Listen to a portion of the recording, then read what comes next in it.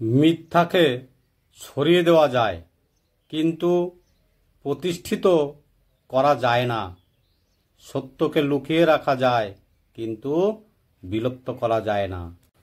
যে মানুষ অন্যর অনুভূতির মূল্য দিতে জানে না, সে কখনো কাউকে ভালোবাসতে পারে না।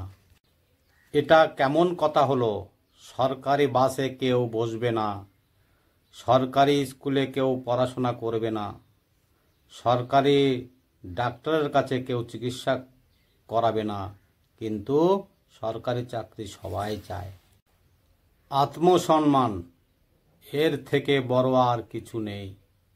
কিন্তু তোমাকে একবারের জন্য ছোট করলেও তাকে চিনে রাখো এবং তার থেকে দূরে থেকো, কারণ প্রশ্নই পেলে সে একই কাজ বারবার করে যাবে।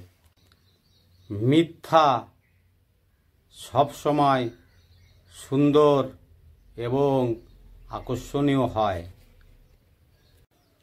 জমি ও জল এক হওয়া সত্ত্বেও করলা তিক্ত, লঙ্কা ঝাল আর আখ মিষ্টি হয়। এটা জলের কারণে নয়, বীজের কারণে হয়। ঠিক তেমনি মানুষ সব এক হওয়া সত্ত্বেও শিক্ষা ও সংস্কারের কারণে একে অপরের থেকে ভিন্ন হয়।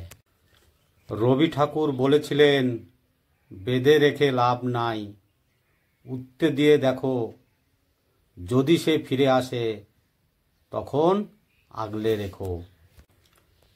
ভরসা ছিল, বিশ্বাস ছিল, পরে বুঝেছি ওটা আমার ভুল ছিল।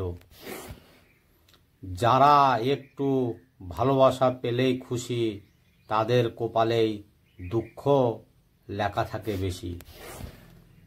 জীবন খুবই সুন্দর, তাই না?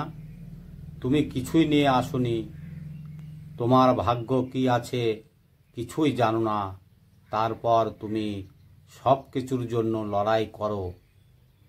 অতঃপর কিছুই না নিয়ে দুনিয়া ছেড়ে চলে যেতে হবে। সুন্দর চেহারা একদিন বৃদ্ধ হয়ে যাবে, কিন্তু সুন্দর মন কোনোদিন বৃদ্ধ হবে না। যে ব্যক্তি প্রকৃতি জ্ঞানী, সে ক্রোধের বশেও মুখের থেকে কোনো ভুল শব্দ উচ্চারণ করে না। কিছু হারিয়ে গেলে যা কষ্ট হয়, তার চেয়ে বহুগুণ বেশি কষ্ট হয় কেউ বদলে গেলে।